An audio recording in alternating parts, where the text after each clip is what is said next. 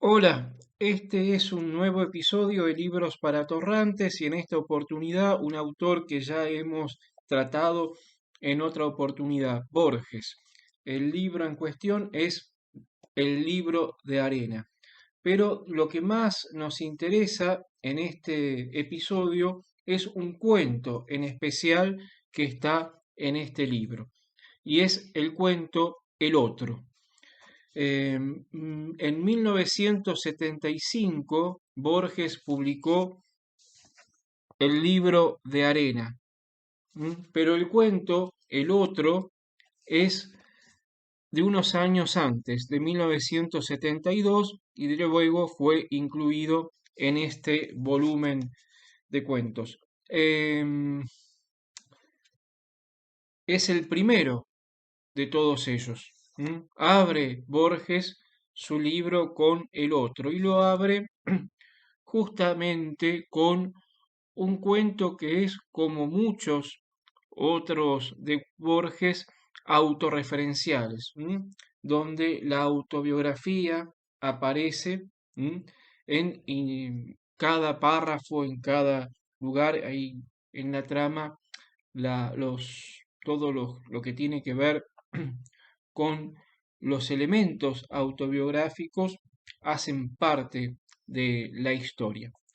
Bueno, no pretendemos hacer un análisis literario, no nos interesa eso en este momento sobre el cuento de Borges, sí nos interesa otra cosa, nos interesan los aspectos políticos e ideológicos que el cuento encarna.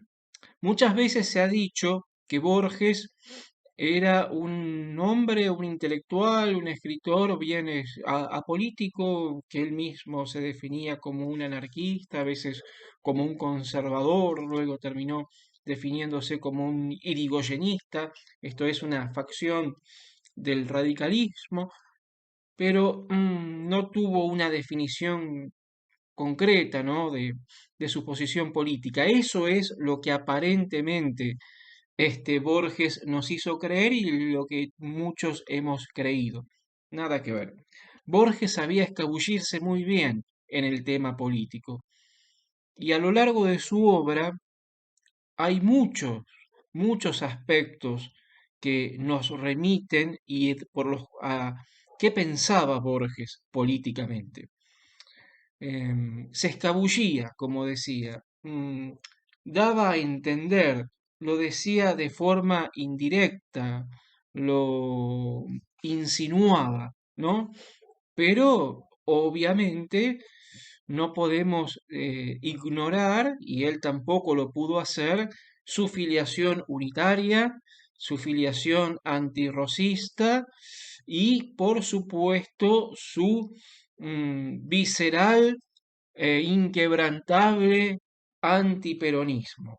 Bueno, las posiciones políticas de Borges, ¿no? Sobre todo en la década del 70, en la Argentina fue una década muy complicada por la dictadura del proceso militar de 1976 a 1983. Borges hizo una serie de declaraciones muy polémicas que le costaron el premio Nobel. Según se cuenta, un encuentro con el dictador argentino Jorge Videla y otro encuentro con el dictador chileno vecino Augusto Pinochet le costaron a Borges el Nobel. Pero no solo esos encuentros podía haberse encontrado, sino ciertas declaraciones que hizo, como hablar de caballeros, etcétera. Bien, Borges era un provocador profesional, por eso hacía esas cosas. No es que que aprobó las dictaduras. Luego se arrepintió profundamente y no porque no le dieron el Nobel. Se arrepintió de verdad. No sabía muchas cosas al respecto y tenía, eso sí, una gran ingenuidad en aspectos políticos. Sí sabía mucho y tuvo muy en cuenta la historia política argentina, su filiación, digamos, unitaria, antifederal, antirrocista, su mm, elogio constante a Sarmiento, ¿no? Como figura clave del antirracismo. Bueno, todo eso lo tenía en claro. Lo que no tenía en claro era la política actual, la política de su tiempo, la política cotidiana, de su día a día. Le hacían creer algunas cosas. Va. Este, Bryce Echenique, un escritor peruano muy interesante, dijo alguna vez, el premio Nobel no hubiese honrado a Borges, Borges hubiese honrado a ese premio, ¿ah? Porque hubo otros galardonados con el Nobel que dijeron barbaridades mucho más graves que las de Borges y sin embargo, y que nunca se arrepintieron, de paso. Borges sí tuvo la humildad y la sabiduría de hacerlo, y sin embargo, bien, se los dieron, se los otorgaron igual. El cuento, como otros muchos cuentos de Borges, por lo cual se hizo universalmente conocido, la literatura fantástica. El sueño, la realidad paralela, el juego con el tiempo, el destino, todos esos aspectos hacen de la literatura y del estilo borgiano. Bien, es el encuentro de dos personajes. Hay dos personajes en el cuento. Los dos personajes son Borges, pero uno es Borges a los 70 años y el otro es Borges a los 19 años. Y no solo que hay dos fechas del encuentro, una es 1969 y la otra es 1918. 1969 es para un Borges el encuentro y para el otro Borges es 1918. Y hay dos lugares, dos tiempos, el 69 y el 18 y dos lugares. Para un Borges, el Borges de los 70 años, de 1969, el encuentro tuvo lugar en Cambridge, al norte de Boston, ¿eh? Y para el otro Borges, el encuentro tuvo lugar en Ginebra, ¿eh? Para el Borges joven. Bien, están las menciones a dos ríos. El río Charles, en los Estados Unidos, ¿ah? En Boston, y por otro lado el Ródano, en Ginebra. La idea del río, ¿no? El río nos lleva directamente al tiempo que fluye. Y la mención al filósofo griego Heráclito, ¿no? De que no, cuando alguien se baña, nadie se baña dos veces en el mismo río, no es ni el mismo río ni el mismo hombre, ¿no? Ese desdoblamiento. Borges va a utilizar también otro titán un titán de la literatura que es Dostoyevsky para introducirnos también en la temática del desdoblamiento, ¿no? De dos generaciones de un mismo hombre que pueden dialogar. Bien, ¿qué pasa?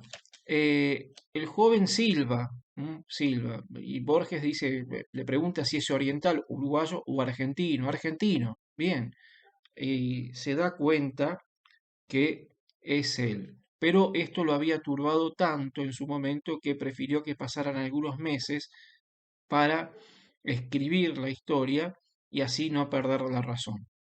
Ahora bien, eh, comienza una serie de enumeraciones de varios objetos y demás en los diálogos que tienen el Borges anciano y el Borges joven, que remiten al ultraísmo, esto es, de la enumeración de objetos constantes, ¿no?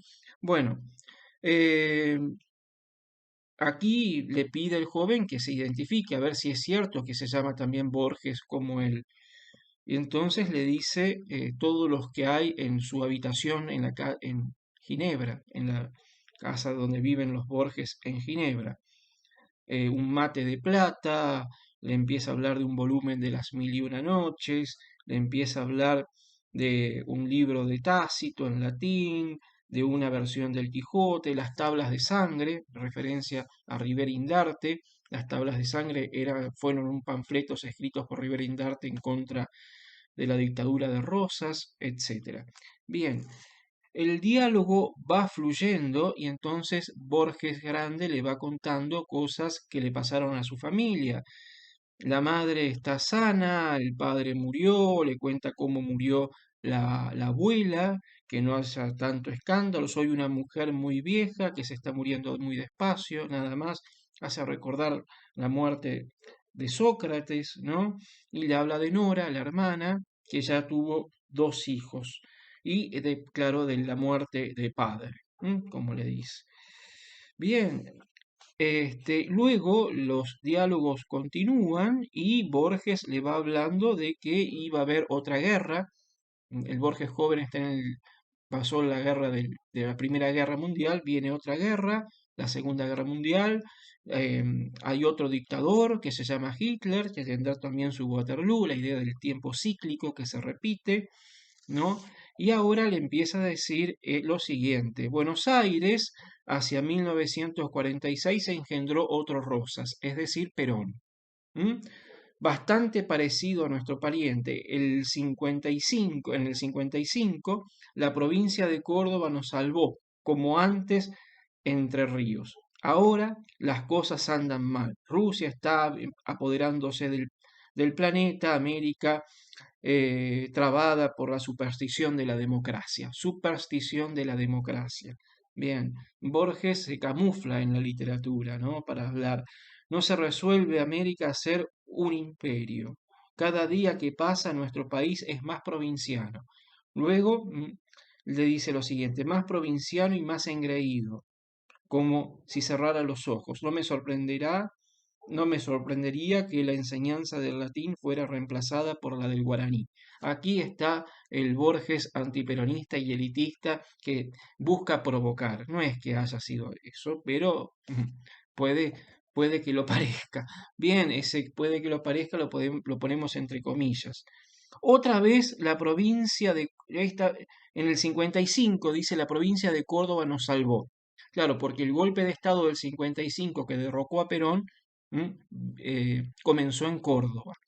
Como antes, la de Entre Ríos, de donde salió Urquiza, el general que derrocó a Rosas, ¿no? Este paralelismo de nuevo en la historia, Córdoba y Entre Ríos, dos provincias que se levantan para salvar a la Argentina de un dictador que está en Buenos Aires. Primero era Rosas, que lo sacó Urquiza, el gobernador de Entre Ríos, que lo derrocó en Caseros en 1852, y en 1955 la historia se repite, ¿no?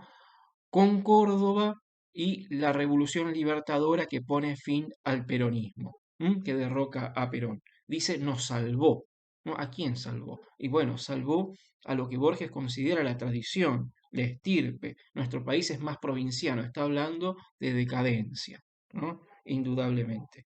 Bien, luego viene la idea del desdoblamiento en la literatura, de Dostoyevsky, versiones como tanto le gustaba a Borges el ultraísmo y la intertextualidad, ¿no? Y bueno, viene esta idea de que la literatura, una frase que yo digo que me inspiro en Balzac: la literatura es la historia íntima de una nación. Si vos querés averiguar la historia de una nación, vas a los anales de historia, los manuales, las enciclopedias, la historiografía, lo que narran los historiadores, lo que investigaron, los documentos, etcétera. Cualquier corriente historiográfica. La memoria histórica es cómo sentís eso, es subjetiva. Ahora, esto es subjetivo, la memoria histórica. Ahora, la historia íntima está en la literatura, donde un autor, como Borges en este caso, puede decir cosas que, si esto fuese un ensayo, costaría más decirlo. Bien, para uno de los Borges fue un sueño, para el otro de los Borges para otro Borges fue la realidad. Todo por la fecha en un billete de dólar. Y el dólar no tiene fecha.